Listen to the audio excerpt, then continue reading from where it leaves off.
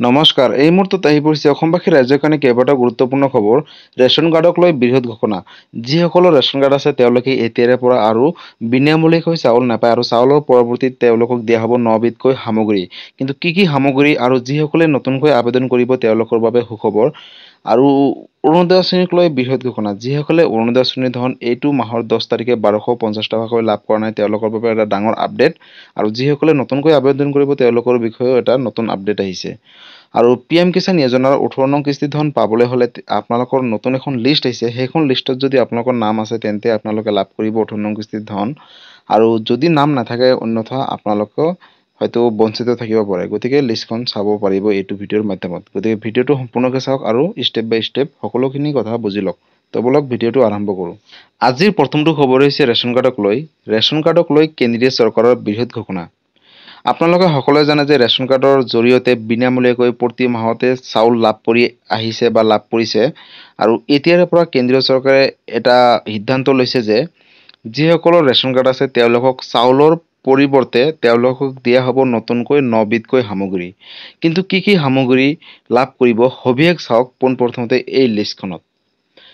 Ration কাৰ্ডৰ হিতাধিকাৰী লাভ কৰিব নতুনকৈ 9 বিধকৈ সামগ্ৰী। আৰু দাইল, বুট, চেনি, নিমখ পাব ৰেচন কাৰ্ড থকা লোকে। মিঠাতেল, আটা, চয়াবিন, ঘেঁহু, মছলাও পাব বিনামূলীয়াকৈ। দেশবাসীক পুষ্টিকৰ আহাৰ যোগান ধৰিবলৈ এই সিদ্ধান্ত লৈছে কেন্দ্ৰীয় চৰকাৰে। ৰেচন কাৰ্ডক লৈ ডাঙৰ সিদ্ধান্ত লৈছে কেন্দ্ৰীয় চৰকাৰে, অৰ্থাৎ যিসকলৰ ৰেচন কাৰ্ড আছে।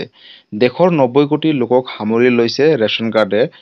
আৰু নতুনকৈ 20 লাখ লোককো ৰেচন কাৰ্ড প্ৰদানৰ যোজা চলাইছে ইতিমধ্যে ৰাজ্য চৰকাৰে। 15 ছেপ্টেম্বৰৰ পৰা নতুনকৈ আৰম্ভ হ'ব ৰেচন কাৰ্ডৰ আবেদনৰ প্ৰক্ৰিয়া। আৰু সকলো দৰিদ্ৰ পৰিয়ালকে সামৰি লোৱাৰ লক্ষ্য ৰাখিছে ৰাজ্য চৰকাৰ। জিলা ভিত্তিত বিতৰণ কৰা হ'ব নতুনকৈ ৰেচন কাৰ্ডসমূহ। আৰু আবেদনৰ বাবে বাধ্যতামূলক হ'ব আধাৰ কাৰ্ড। যিসকলৰ আধাৰ কাৰ্ড থাকিব তেওঁলোকে নতুনকৈ ৰেচন কাৰ্ড আবেদন কৰিব পাৰিব। ৰেচন কাৰ্ডক লৈ মুখ্যমন্ত্ৰী ডক্টৰ হিমন্ত বিশ্ব শৰ্মাই কৰিলে বৃহৎ ঘোষণা। আৰু ৰেচন কাৰ্ড থাকিলে লাভ কৰিব অৰুণোদয় আঁচনিৰ সুবিধা। যিসকলৰ ৰেচন কাৰ্ড আছে তেওঁলোকে অৰুণোদয় আঁচনিৰ সুবিধা লাভ কৰিব। কোটি কোটি ৰেচন কাৰ্ডৰ হিতাধিকাৰীসকললৈ ডাঙৰ খবৰ। ৰেচন কাৰ্ড থকা লোকে লাভ কৰিব নতুনকৈ 9 বিধকৈ সামগ্ৰী। আৰু ইতিমধ্যে আপোনালোকে গম পালে। গতিকে বন্ধু বান্ধৱীসকল, যদি আপোনালোকে প্ৰতি মাহৰ 1 তাৰিখৰ পৰা 10 তাৰিখৰ ভিতৰত বিনামূলীয়া চাউল লাভ কৰি আহিছিলে তেন্তে এতিয়াৰে পৰা হয়তো আপোনালোকে আৰু চাউলৰ লাভ নকৰিব। চাউলৰ পৰিৱৰ্তে আপোনালোকক দিয়া হ'ব বা কেন্দ্ৰীয় চৰকাৰে দিব নতুনকৈ 9 বিধকৈ সামগ্ৰী। আৰু ইতিমধ্যে গম পালে। আৰু যিসকলে নতুনকৈ ৰেচন কাৰ্ড আবেদন কৰিম বুলি ভাবিছে তেওঁলোকে অহা 15 ছেপ্টেম্বৰ তাৰিখৰ পৰা নতুনকৈ আবেদনৰ প্ৰক্ৰিয়াটো আৰম্ভ হ'ব। আপোনালোকে আবেদন কৰিব পাৰিব। আৰু তাৰ বাবে আপোনালোকৰ আধাৰ কাৰ্ডটো থকাটো বাধ্যতামূলক। যদি আধাৰ কাৰ্ড আছে তেন্তে আপোনালোকে নতুনকৈ ৰেচন কাৰ্ডৰ বাবে আবেদন কৰিব পাৰিব। আৰু ৰেচন কাৰ্ড থাকিলে বহুতখিনি সা সুবিধা চৰকাৰী পাব। যেনেকৈ অৰুণোদয় আঁচনি হওক, PM কিষাণ হওক বা চৰকাৰী ঘৰ হওক। আপোনালোকে আজিকালি যিকোনো চৰকাৰী আঁচনিৰ সুবিধা লাভ কৰিব বিচাৰিলে ৰেচন কাৰ্ড বাধ্যতামূলক কৰি দিছে। গতিকে আপোনালোকে যদি এতিয়ালৈকে ৰেচন কাৰ্ড লাভ কৰা নাই তেন্তে অহা 15 ছেপ্টেম্বৰ তাৰিখে ৰেচন কাৰ্ডৰ বাবে আবেদন কৰিব।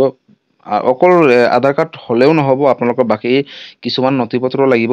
যেনেকৈ অসমৰ স্থায়ী বাসিন্দা হ'ব লাগিব বা আৰু নথি পত্ৰসমূহ লাগিব, পেন কাৰ্ড, আধাৰ কাৰ্ড লাগিব। গতিকে আপোনালোকে সবিশেষ ডকুমেণ্টছ দি 15 ছেপ্টেম্বৰ তাৰিখে আবেদন কৰিব। আৰু যদি ৰেচন কাৰ্ডক লৈ কিবা সুধিবলগীয়া আছে আপোনালোকে মোক কমেণ্ট কৰিব, মই নিশ্চয় ৰিপ্লাই দিবলৈ চেষ্টা কৰিম। আৰু আজিৰ পৰৱৰ্তী খবৰটো হৈছে কৃষকসকলৰ বাবে, অৰ্থাৎ PM কিষাণক লৈ।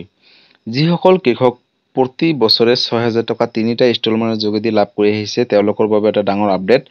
নতুন এখন লিষ্ট আহিছে। যদি এইখন লিষ্টত যিসকলে নতুনকৈ আবেদন কৰিছে বা পূৰ্বৰ পৰা PM কিষাণৰ ধনসমূহ পাই আহিছে তেওঁলোকৰ যদি নাম আছে তেন্তে লাভ কৰিব 18 নং কিস্তিৰ ধন। গতিকে পোনপ্ৰথমতে আপোনালোকে চাই লওক নতুন লিষ্টখন কেনেকৈ আপোনালোকে চাব বা আপোনালোকৰ নাম আছে নে নাই। পোনপ্ৰথমতে ষ্টেপ বাই ষ্টেপ সকলোখিনি কথা জানি লওক।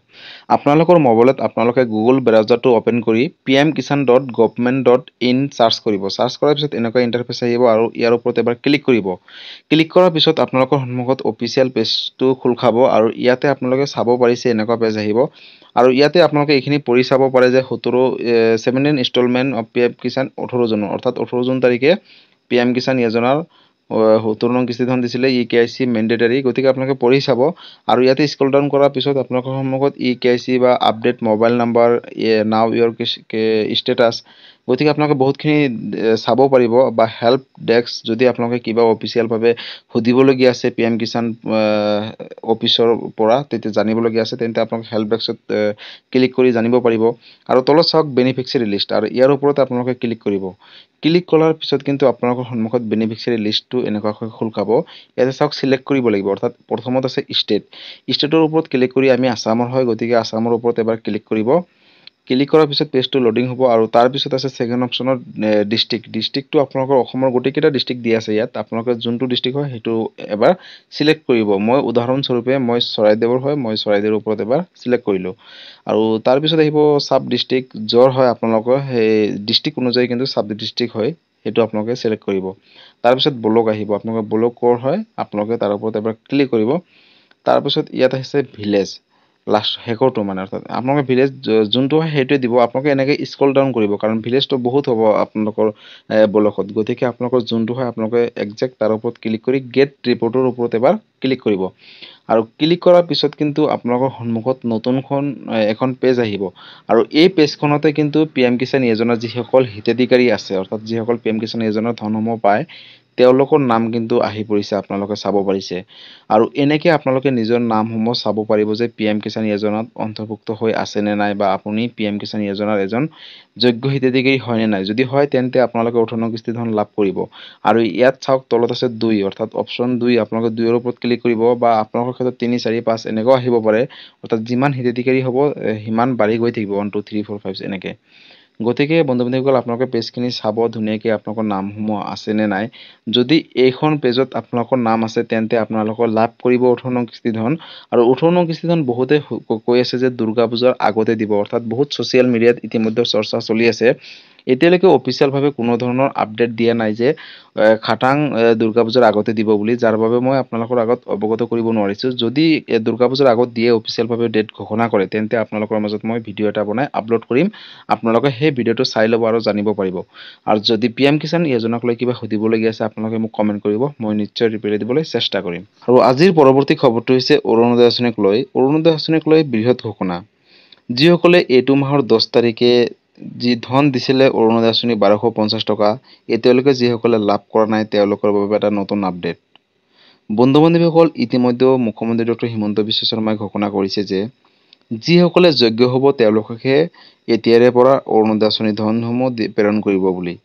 আৰু বহুতো লাখ লাখ ভুৱা হিতাধিকাৰীৰ নাম ইতিমধ্যে কৰ্তন কৰিছে আৰু অনাগত দিনত হয়তো কৰ্তন কৰি যাব চৰকাৰে।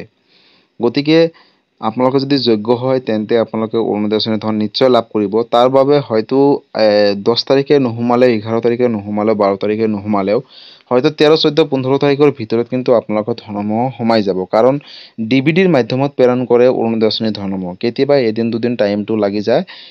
যদি আপোনালোকে যোগ্য হয় তেন্তে কোনো ধৰণৰ চিন্তা নকৰিব। হয়তো বেংকৰ প্ৰব্লেমৰ কাৰণে হয়তো এদিন দুদিন লেট হয় কেতিয়াবা, বা চাৰ্ভাৰ ডাউনৰ বাবে কেতিয়াবা এদিন দুদিন কিন্তু লেট হয়। আৰু যদি আপোনালোকৰ ৰেচন কাৰ্ড নাই তেতিয়াহ'লে কিন্তু আপোনালোকে এতিয়াৰে পৰা নাপাব আৰু অৰুণোদয় আঁচনি ধন, বা ৰেচন কাৰ্ড আছে আধাৰ কাৰ্ড নাই তেন্তে আপোনালোকে নাপাব আৰু অৰুণোদয় আঁচনি ধন। গতিকে বন্ধু বান্ধৱীসকল, যিসকল ৰেচন কাৰ্ড আৰু আধাৰ কাৰ্ড দুয়োটা আছে, আৰু ৰেচন কাৰ্ডৰ লগত আধাৰ কাৰ্ড লিংক আছে, আৰু আধাৰ কাৰ্ডৰ লগত বেংক একাউণ্টো লিংক আছে, তেওঁলোকেহে অৰুণোদয় আঁচনি ধন প্ৰতি মাহৰ 10 তাৰিখে 1250 টকাকৈ লাভ কৰিব। আৰু বন্ধু বান্ধৱীসকল, যদি আপোনালোকে অৰুণোদয় আঁচনি ধন প্ৰতি মাহত লাভ কৰি আহিছে আৰু এই মাহত যদি লাভ কৰা নাই, হয়তো আপোনালোকে যোগ্য নহয়, তেন্তে আপোনালোকে হয়তো লাভ নকৰিব। গতিকে আৰু 2-3 দিনমান চাই লওক, যদি নোসোমায় তেন্তে আপোনালোকে মোক কমেণ্ট কৰিব, তাৰ ওপৰত মই এটা অফিচিয়েলভাৱে ভিডিঅ' বনাই আপলোড কৰিম। আৰু বন্ধু বান্ধৱীসকল, যিসকলে অৰুণোদয় আঁচনি 3.0 আবেদন কৰিব তেওঁলোকৰ বাবে এটা নতুন আপডেট। অৰ্থাৎ মুখ্যমন্ত্ৰী ডক্টৰ হিমন্ত বিশ্ব শৰ্মাৰ নেতৃত্বত ইতিমধ্যে কেবিনেটত গুৰুত্বপূৰ্ণ সিদ্ধান্ত গ্ৰহণ কৰিছে যে যিসকলে নতুনকৈ অৰুণোদয় আঁচনি 3.0 আবেদন কৰিব তেওঁলোকে পোনপ্ৰথমতে নিজৰ ৰেচন কাৰ্ডৰ লগত আধাৰ কাৰ্ডটো লিংক ৰাখিব লাগিব। যদি ৰেচন কাৰ্ডৰ লগত আধাৰ কাৰ্ড লিংক ৰাখে তেন্তে তেওঁলোকক নতুনকৈ অৰুণোদয় আঁচনি 3.0ত অন্তৰ্ভুক্ত কৰিব বুলি ইতিমধ্যে ঘোষণা কৰিছে। গতিকে ৰেচন কাৰ্ড আৰু আধাৰ কাৰ্ড থকাটো বাধ্যতামূলক যদি আপোনালোকে অৰুণোদয় আঁচনি 3.0 আবেদন কৰিম বুলি ভাবিছে। আৰু যদি আপোনালোকৰ ৰেচন কাৰ্ড নাই তেন্তে 15 ছেপ্টেম্বৰ তাৰিখৰ পৰা নতুনকৈ ৰেচন কাৰ্ড আবেদন হ'ব। আপোনালোকে আবেদন কৰিব আৰু তাৰ পিছত যেতিয়া অৰুণোদয় আঁচনি এটা নিৰ্ধাৰিত সময় দিব, আপোনালোকে সেই সময়ৰ ভিতৰত কিন্তু ফৰ্মখন ফিল আপ কৰি আপোনালোকে জমা দিব লাগিব, তেতিয়াহে আপোনালোকে অন্তৰ্ভুক্ত হ'ব। আৰু যিসকলে অৰুণোদয় আঁচনি 3.0 নতুনকৈ আবেদন কৰিব, তেওঁলোকৰ যি ধন, তেওঁলোকক সেই ধন দিয়া হ'ব ফেব্ৰুৱাৰী মাহৰ 10 তাৰিখৰ পৰা, অৰ্থাৎ 2025 চনৰ ফেব্ৰুৱাৰী মাহৰ পৰাহে ধনটো প্ৰেৰণ কৰিব বুলি ইতিমধ্যে মুখ্যমন্ত্ৰী ডক্টৰ হিমন্ত বিশ্ব শৰ্মাই নিজ মুখে ঘোষণা কৰিছে। গতিকে বন্ধু বান্ধৱীসকল, যদি আপোনালোকে অৰুণোদয় আঁচনি নতুনকৈ 3.0 আবেদন কৰিম বুলি ভাবিছে, তেন্তে আপোনালোকৰ বাবে সুখবৰ। অহা 15 ছেপ্টেম্বৰ তাৰিখৰ পৰা নতুনকৈ অৰুণোদয় আঁচনি 3.0 আবেদনৰ প্ৰক্ৰিয়াটো আৰম্ভ কৰিব ৰাজ্য চৰকাৰে। গতিকে আপোনালোকে যদি অৰুণোদয় আঁচনিৰ ধন এতিয়ালৈকে পোৱা নাই বা আবেদন কৰিম বুলি ভাবিছে, তেন্তে আপোনালোকৰ বাবে সুখবৰ। হাতত মাত্ৰ কেইটামান দিনহে আছে আৰু আপোনালোকে নতুনকৈ অৰুণোদয় আঁচনিৰ বাবে আবেদন কৰিব পাৰিব। তাৰ বাবে আপোনালোকৰ যিখিনি নথিপত্ৰ প্ৰয়োজনীয়, ইতিমধ্যে মই ভিডিঅ' এটা বনাই থৈছোঁ, আপোনালোকে ভিডিঅ'টো চাই ল'ব। আৰু যদি কি ডকুমেণ্টছ লাগে আকৌ যদি ভিডিঅ' আপলোড কৰিব কয়, তেন্তে আপোনালোকে মোক কমেণ্ট কৰিব, মই নিশ্চয় ৰিপ্লাই দিবলৈ চেষ্টা কৰিম।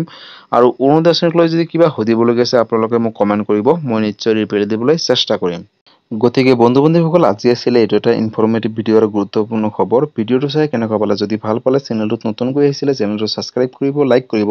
কিবা সুধিব থাকিলে মোক কমেণ্ট কৰিব আৰু সকলোৰে মাজতে শ্বেয়াৰ কৰক, কাৰণ এই আপডেটটো সকলোৱে জনাটো উচিত বা চোৱাটো উচিত। ধন্যবাদ। জয় আই।